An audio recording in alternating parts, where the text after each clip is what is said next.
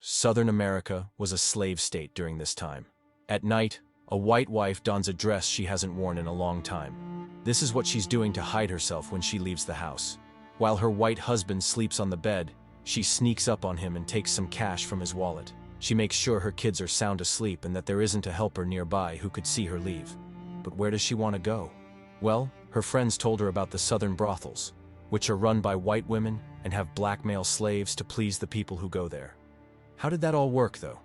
How did white women in the South find the pleasure they couldn't get from their white husbands when they went to these brothels? In this video, let's talk about that. The Office of Black History. It wasn't possible for all white women to have black male slaves living with them. To have a physical relationship with them without getting caught was very dangerous, even if they could have it. If white wives didn't have some kind of power over their husbands, like knowing all of their secrets, they couldn't use black male slaves for sexual pleasure. In the darkest parts of the American South during the time of slavery, there was a disturbing but mostly unspoken network of brothels, where white women forced black male slaves to meet their forbidden sexual desires. People didn't know about these brothels because they were hidden places where strict racial and sexual rules could be broken briefly, but in the cruelest and most dehumanizing ways. There was a difference between these secret places and the more well-known prostitutes, where white men used slave women for their pleasure. White women looking for black male slaves went to brothels that were very discreet, because it was socially unacceptable for two people of different races to be together, especially if the white woman started the relationship. People thought it was morally wrong for a white woman to have sexual relations with a black man, and that she would be breaking the law and social rules by doing so. Most of the time, the brothels were in remote places, out of sight from other people, or in the basements or back rooms of safe businesses. These places were picked so that the activities inside would stay secret from the public, and the women who went could keep up their good names in their towns. These brothels were able to stay open thanks to a network of people who helped move and take advantage of slave men, often for large amounts of money.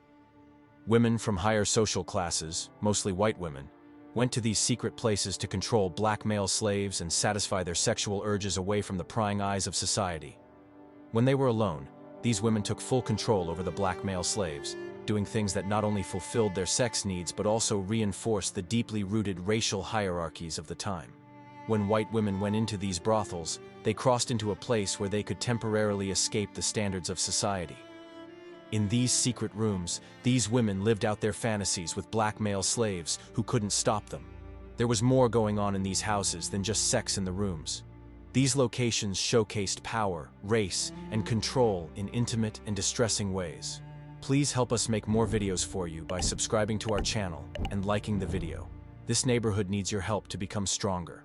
Let's move on now. When these women were alone with a black male slave, they used a number of methods to show who was in charge.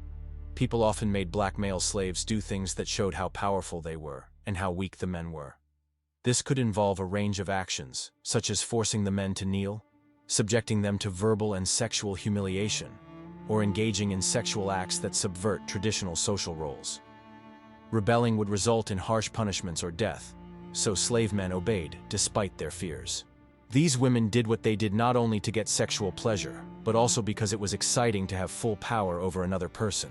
In a society where white women were often controlled by white men, these encounters gave them a rare chance to show power over people who were already being brutally abused. Interestingly, low-class women were not the only ones visiting these brothels. A lot of the people who went to the brothels were upper-class women who were interested in trying something new and wanted to escape the strict rules of their social circle. These women, who were often stuck in marriages that didn't make them happy sexually or romantically, saw these encounters as a way to take back control of their lives and bodies.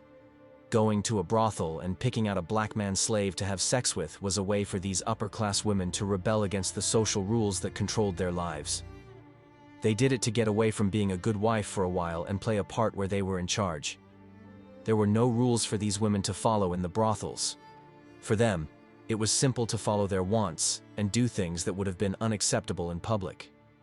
The racial factors of these interactions made things even more complicated. It was normal for people of different races to live in separate areas and follow strict racial hierarchy. For a white woman to have sexual contact with a black man was a clear violation of these rules. The social orders were strengthened instead of broken down, though, because these meetings took place during slavery, a time when black men had no power or choice. The fact that the white women were stronger than the slave men was a sharp reminder of how unequal things were between black and white people at the time. There were places called brothels where white women could control black men, but there were also places where the racial and sexual tensions and conflicts of the time were clear to see. The fact that these brothels even existed shows how strict social rules of the time could be broken or bent in private, even though they were used very carefully in public. For the white women who went to these houses, it was a time of forbidden pleasure and power. They could escape society's roles and satisfy desires they would have suppressed. But these actions were always based on the racial roles that people played in the society where they lived. They chose a black guy to fulfill their needs, demonstrating their racial superiority while also going against the gender norms of the time. For the guys who were slaves, these brothels were terrible places to be. They found themselves ensnared and unable to escape.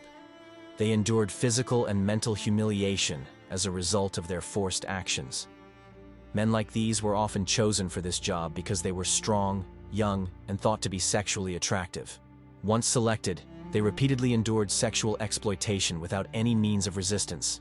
Being used in this way was awful on their minds, and it got worse when they knew that the society that owned them not only allowed and even encouraged their abuse. A male black slave who did not want to be named said that there was a house where he was often taken to work as a slave for white women. He talked about how degrading it was to be paraded in front of these women, who would look at him and other slave men and choose who to work with based on how they looked. After that, he had a lot of violent and coercive experiences that left deep marks on his mind. It's fascinating that these brothels were run by white women whose husbands had left them or who had lost their husbands. As long as their clients, white women, kept things secret, they didn't have to worry about any risks when they ran these houses. Therefore, they kept the locations of these brothels and their owners hidden. It's because all the white women who went to those houses might have been found out if any of them were caught. Aside from that, the brothel owners would make deals with slave dealers, because white women wanted strong and attractive black male slaves. For extra money, they focused on getting the sexiest black slaves to work for those women who owned brothels. Also, you should know that the brothel owners were white women, and they used the black male slaves for their own personal pleasure. Sometimes the black male slaves were sent to the homes of white upper-class women at certain times of the day when the women's husbands were not there. Did you know that white women could use black male slaves in brothels for their sexual pleasure? Is it not true that this part of black history is kept secret on purpose, so that it doesn't make white guys feel bad? What do you know about this subject? Tell us in the area below. For more interesting facts about black history, look at the suggested video on the screen. Give the video a like and a subscribe if you want to see more videos like this.